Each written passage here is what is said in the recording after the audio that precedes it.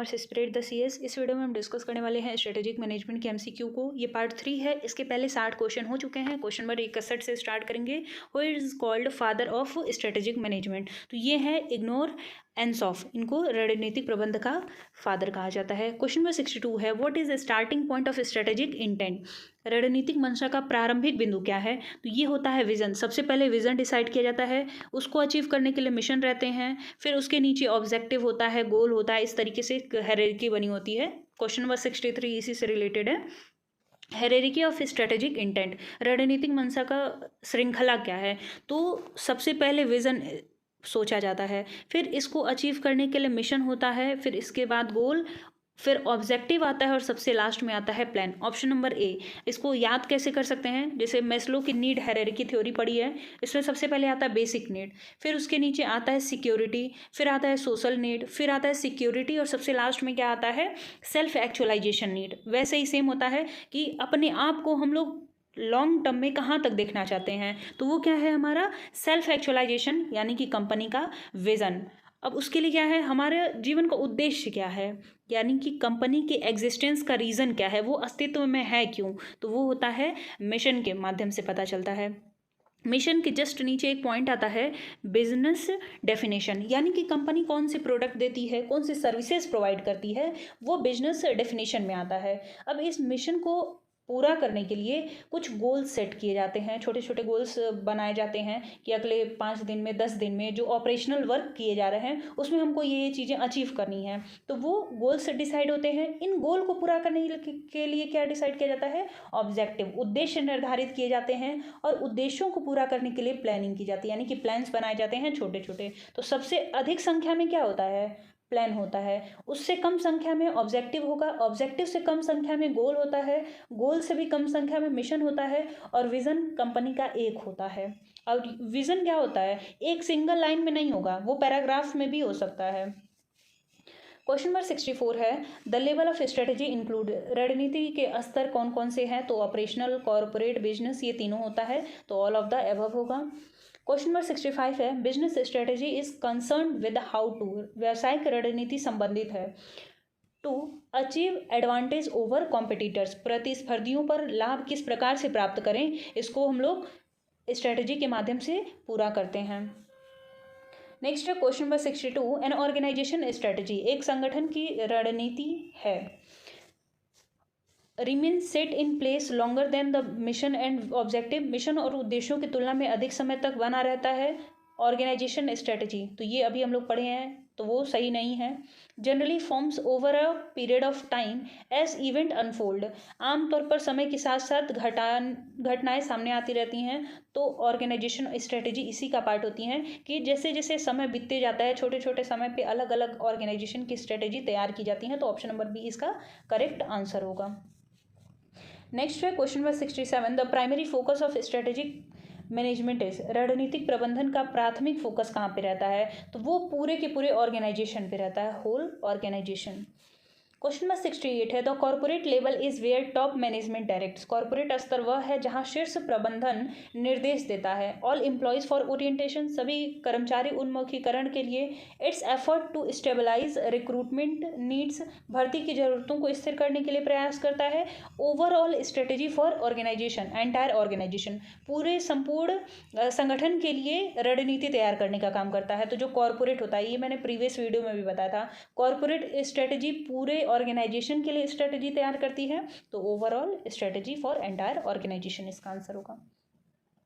Question number 69 है selling all of companies assets for their tangible worth is called, किसी company के सभी संपत्तियों को उनके मूर्त मूल्य पर बेचना क्या कहलाता है? तो ये कहलाता है लिक्विडेशन, परिसमापन।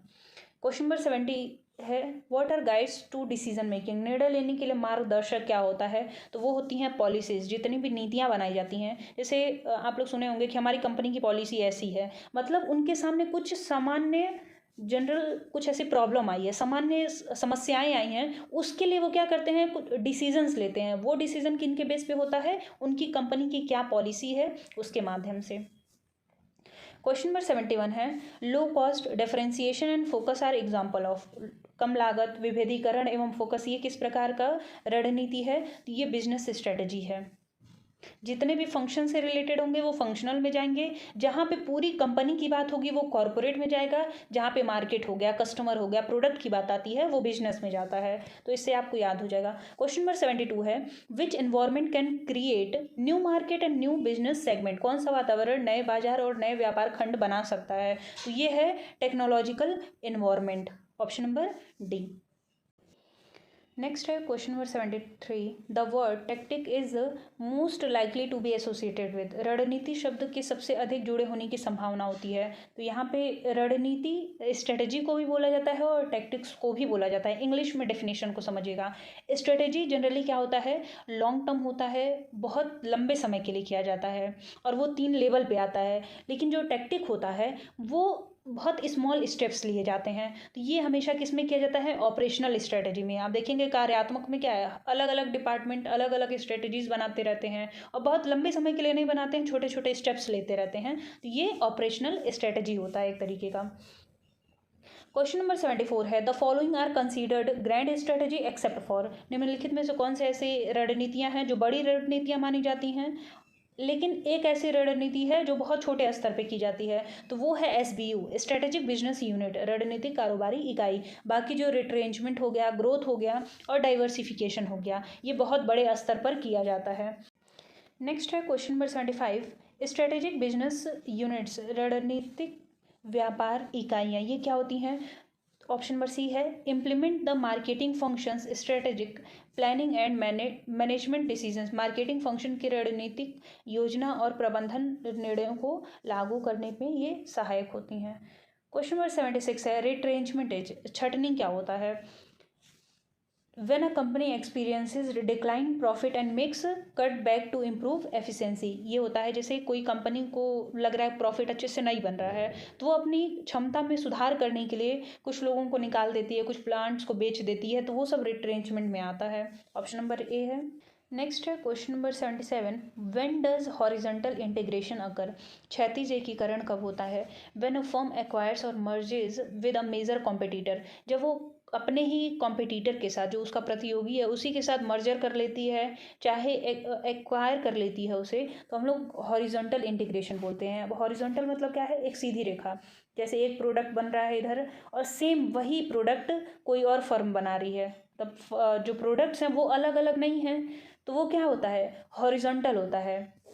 वर्टिकल इंटीग्रेशन होता है, वर्टिकल में क्या है, प्रोडक्ट एक ही है लेकिन पहले स्टेप पे कुछ और हो रहा है, सेकंड स्टेप पे कुछ और हो रहा है, थर्ड स्टेप पे कुछ और हो रहा है। जैसे इसमें हम लोग एग्जांपल ले लें नूडल्स का, तो यिप्पी अलग प्रोडक्ट बनाती है और मैगी एक अलग नूडल बनाती है, तो दोनों जब इंटीग्रेट करेंगे तो वो हॉरिजॉन्टल होगा। लेकिन वहीं पर जैसे ऑयल रिफाइनरी की जो कंपनीज होती हैं, एक क्या कर रही है, एग्रीकल्चरल का पूरा काम कर रही है, एक कंपनी है वो क्या कर रही है, खेती बाड़ी का काम देख रही है, दूसरी कंपनी उसको बनाने का काम करती है, तो दोनों एक दूसरे के साथ जब मर्जर कर लेंगे तो उसको हम लोग बोलेंगे वर्टिकल इंटीग्रेशन। आई होप समझ में आ रहा हो। कहीं किसी क्वेश्चन में डाउट होगा तो ज़रूर पूछ लीजिएगा।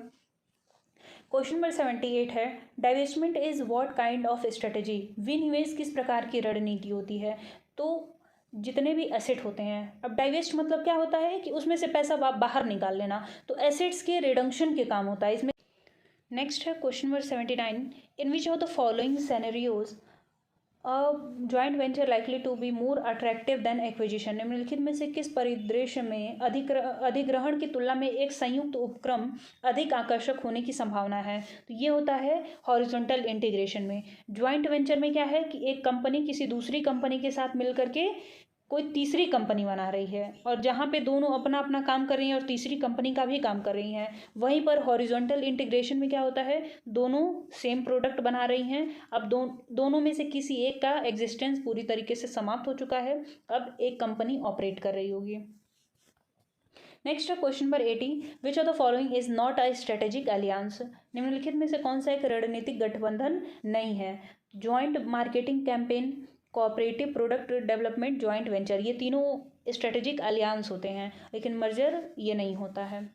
Next question number 81, what is most frequent internal motive for strategic alliance? रणनीतिक गठबंधन क्यों किया जाता है, उसका मुख्य उद्देश्य क्या होता है? आंतरिक मुख्य उद्देश्य, तो ये होता है संसाधन की आवश्यकता। कंपनी में जब पैसे खत्म हो जाते हैं, चाहे उनको लगता है कि और एसेट्स की ज़रूरत है, तो वो जनरली स्ट्रेटेजिक अलायंस की तरफ भागते हैं। क्वेश्चन नंबर 82 है, a partnership between companies in different lines of business is called. व्यवसाय के विभिन्न क्षेत्रों में कंपनियों के बीच साझेदारी को क्या कहा जाता है? तो उसे कहा जाता है डाइवर्सिफिकेशन, विविधीकरण, गठबंधन। देखिएगा, कंपनी है, अलग अलग एरिया में वो काम करती हैं और एक साथ मिलकर के साझेदारी बना लेती हैं, पार्टनरशिप बना लेती हैं, तो वो डाइवर्सिफिकेशन होता है। नेक्स्ट है question number 83, an alliance between a supplier and a buyer that agree to use and share skills and capabilities in supply chain is called. एक आपूर्तिकर्ता और एक खरीदार के बीच गठबंधन जो आपूर्ति श्रृंखला में कौशल और क्षमताओं को उपयोग करने और साझा करने के लिए सहमत होते हैं, तो उसे क्या कहते हैं? वर्टिकल इंटीग्रेशन कहते हैं। जैसे प्रोडक्ट एक ही बन रहा है, एक प्रोडक्ट को सप्लाई कर रहा है, जैसे इनके लिए वो क्या है?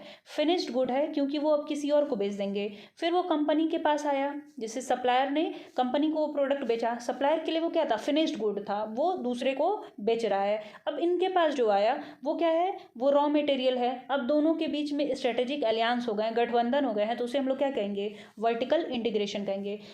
स्ट्रेटेजिक मैनेजमेंट थोड़ा सा कॉम्प्लिकेटेड सब्जेक्ट है, क्योंकि इसमें इतनी सारी चीज़ें हैं पढ़ने को और इतने क्वेश्चंस बन सकते हैं, चाहे वो नेट के लेवल पे हो जाए, चाहे आपके कॉम्पिटिटिव एग्जाम पे हो जाए, चाहे आप एकेडमिक लेवल पे हो जाए, बहुत तरीके के क्वेश्चंस बन सकते हैं। तो कोशिश हमेशा ये रहे कि क्वेश्चंस को पढ़ने के बाद उसको समझ सकें, उसके जो टर्म्स होते हैं, जैसे विजन का मतलब क्या होता है, कब कंपनी मिशन डिसाइड करती है, पूछ सकता है कि प्रोसीजर मतलब क्या होता है, पॉलिसीज मतलब क्या होता है, तो वो हर एक टर्म आपको पता होना चाहिए। नेक्स्ट है question number 84, what is most important criteria for selecting N alliance partner. गठबंधन सहयोगी चुनने के लिए सबसे महत्वपूर्ण मानदंड क्या होता है? तो इसमें क्या होता है? कंपनी को वो अगर कॉम्पिटिटिव एडवांटेज दे रहा है, जैसे मैंने आपको बताया था कि कॉम्पिटिटिव एडवांटेज क्या होता है, तो अगर कंपनी को अपने पार्टनर से प्रतिस्पर्धात्मक लाभ मिल रही है, तब तो वो अलायंस करेगा, यानी कि पार्टनरशिप करेगा। अगर नहीं मिल रही है तो वो पार्टनरशिप नहीं करेगा। अब जैसे हम लोग जनरली क्या यूज़ करते हैं? पार्टनरशिप का वर्ड यूज़ करते हैं, स्ट्रेटजी में उसको स्ट्रेटेजिक अलायंस बोला जाता है। तो ये सारे टर्म्स आपको अच्छे से पता होने चाहिए। क्वेश्चन नंबर 85 है, an optimal business partner in successful international strategic alliance should have two key qualities. एक सफल अंतर्राष्ट्रीय रणनीतिक गठबंधन में एक इष्टतम व्यापार भागीदार के दो प्रमुख गुण होने चाहिए, तो वो कल्चरल फिट और ट्रस्ट। यानी कि जैसे दो इंटरनेशनल कंपनीज हैं, एक मान लेते हैं यूएस की कंपनी है और एक हमारे यहाँ की कंपनी है, तो अब दोनों एक दूसरे के कल्चर में फिट होने चाहिए, दूसरा एक दूसरे पर उनके भरोसा होना चाहिए, तब तो जा करके इंटरनेशनल लेवल पर एक दूसरे के साथ मिल करके व्यवसाय को चला सकते हैं।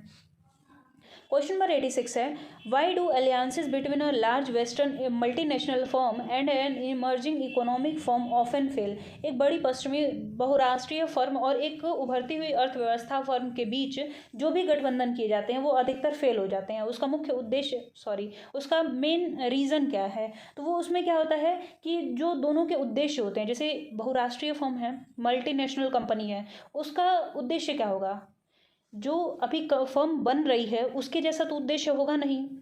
इसके उद्देश्य ऐसे होंगे कि किसी और देश में जा करके हमको व्यवसाय करना, वहाँ से प्रॉफिट बनाना है, यहाँ से प्रॉफिट बनाना है, इस प्रोडक्ट को लॉन्च करना, उस प्रोडक्ट को लॉन्च करना है। लेकिन जो फर्म अभी निकल रही है, अभी वो छोटी सी बीज है, अभी पौधा बनने में उसको टाइम है, उसके क्या उद्देश्य होंगे? वो अभी सोच रही होगी कि मैं मार्केट में इस्टेब्लिश हो जाऊं। तो दोनों के ऑब्जेक्टिव अलग अलग होते हैं, इसीलिए ये वाला जो अलायंस होता है ये फेल हो जाता है ज़्यादातर। क्वेश्चन नंबर 87 है, व्हाट इज स्ट्रेटेजिक कंट्रोल। रणनीतिक नियंत्रण क्या होता है? तो इसमें क्या होता है? Control over the means and methods on which the whole conduct of an organisation depends. सभी विधियों को, जितने भी संसाधन हैं, उन सब पर नियंत्रण बनाना, जिससे संगठन को अच्छी तरीके से चलाया जा सके। क्वेश्चन नंबर 88 है, the average life span of strategic alliance is avoid. जो गठबंधन किए जाते हैं वो औसतन कितने काल के लिए होते हैं? तो वो 7 साल के लिए होते हैं। क्वेश्चन नंबर 89 है, what advantages come from trust between alliance partner. दो पार्टनर्स के बीच में जब भरोसा होता है तो उससे क्या मिलता है? तो उसमें क्या होता है कि वो एक दूसरे के साथ जो इन्फॉर्मेशंस होती हैं, जो कंपनी के लिए यूज़फुल होंगी, वो आसानी से शेयर कर देते हैं, या फिर उनकी कंपनी का कुछ इन्फॉर्मेशन है दूसरी कंपनी के साथ, वो आसानी से शेयर कर लेते हैं, अगर उनके बीच में ट्रस्ट है तो, अपनी कंपनी को ग्रो करने के लिए। क्वेश्चन नंबर 90 है the main characteristics of KPO knowledge process outsourcing का मुख्य विशेषता क्या है। तो ये होता है process are not easily codified, प्रक्रिया को आसानी से संहिताबद्ध नहीं किया जा सकता है। The agent has to interpret the information, agent को संपूर्ण जानकारी देनी होती है। The agent is expected to exercise judgement, वो निर्णय लेने की अपेक्षा उसमें की जाती है। तो KPO में ये सारे फीचर्स होते हैं। KPO से रिलेटेड और आउटसोर्सिंग से रिलेटेड, बिजनेस आउटसोर्सिंग से रिलेटेड नेक्स्ट वीडियो में कुछ क्वेश्चंस और हो जाएंगे और एक दो टॉपिक और बचा हुआ है। बहुत सारे स्ट्रेटेजिक मैनेजमेंट में क्वेश्चंस बन सकते हैं बट कुछ और क्वेश्चंस को मैं अपलोड करूँगी, बाकी थोड़ा बहुत आप लोग खुद से भी पढ़ लीजिएगा। Strategic planning can be divided into, रणनीतिक योजना डैश में विभाजित किया जा सकता है। तो स्ट्रेटेजिक एनालिसिस हो गया, चॉइस हो गया और इम्प्लीमेंटेशन हो गया, ये ऑल ऑफ द अबव होता है।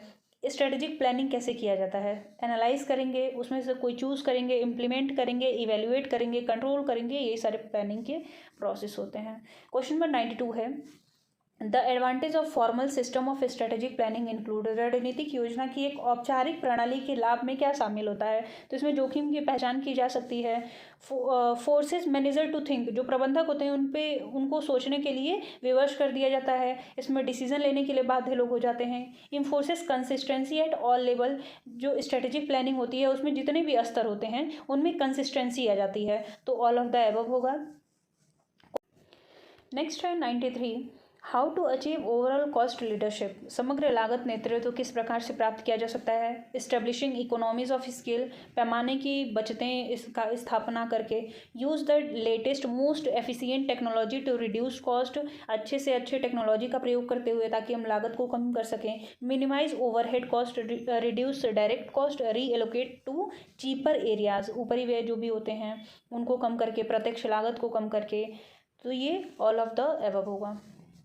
नेक्स्ट है question number 94 if two firms in same line of business merge together it is called dash merger, यदि एक ही पंक्ति की दो फर्म, एक फर्म और दूसरी फर्म एक ही पंक्ति की हैं और उनका विलय हो जाता है तो वो किस प्रकार का विलय होता है। तो ये होता है हॉरिजॉन्टल।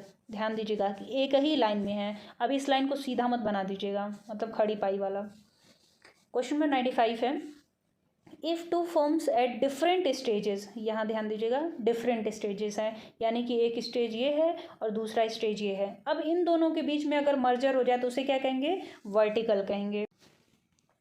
नेक्स्ट है question number 96 if two firms in unrelated line of business merge together it is called dash merger, यदि असंबद्ध व्यवसाय की दो फर्में आपस में विलय हो जाता है तो उसे किस प्रकार का विलय कहते हैं। तो इसे सामूहिक विलय कहते हैं, यानी कि कॉन्ग्लोमेरेट। हिंदी कुछ और भी हो सकती है, तो इसको आप देख लीजिएगा। कॉन्ग्लोमेरेट मतलब एक दूसरे से बिल्कुल भी रिलेटेड नहीं है। एक कंपनी है ब्रेड बनाती है, दूसरी कंपनी है जूता बनाती है, शूज़ बनाती है, दोनों एक दूसरे के साथ विलय कर लिए हैं तो इसको हम लोग बोलेंगे कॉन्ग्लोमेरेट। कोई भी एक दूसरे से रिलेशनशिप नहीं है। जैसे मम्मी है तो वो सामूहिक संगठन है, तो सामूहिक विलय है। एक ही हाथ से जूता भी दे सकते हैं, एक ही हाथ से रोटी भी दे सकते हैं। दैट्स इट, समझ में आ गया होगा आई थिंक। लास्ट क्वेश्चन है इस वीडियो का, एबेल्स 3 dimensional model of business definition include, Abel के व्यापार परिभाषा के 3 आयामी मॉडल में क्या क्या सम्मिलित है। तो कौन से ग्रुप को कंपनी फैसिलिटेट करेगी, यानी कि किनको सर्विसेज प्रोवाइड करेगी। ग्रुप हो गया, कस्टमर किस प्रकार की प्रक्रियाएं करते हैं, और टेक्नोलॉजी कौन सी कंपनी किस प्रकार की टेक्नोलॉजी को अडॉप्ट करने वाली है। ये तीनों चीज़ें होते हैं। तो ऑल ऑफ द अबव इसका आंसर होगा। आई होप आपको सारे क्वेश्चन समझ में आ गए हों। किसी क्वेश्चन में डाउट होगा तो पूछ लीजिएगा। मिलते हैं नेक्स्ट वीडियो में, तब तक के लिए धन्यवाद। वीडियो पसंद आए तो वीडियो को लाइक कर दीजिएगा, चैनल पर नए होंगे चैनल को सब्सक्राइब कर दीजिएगा और अपने दोस्तों के साथ जरूर शेयर कर दीजिएगा।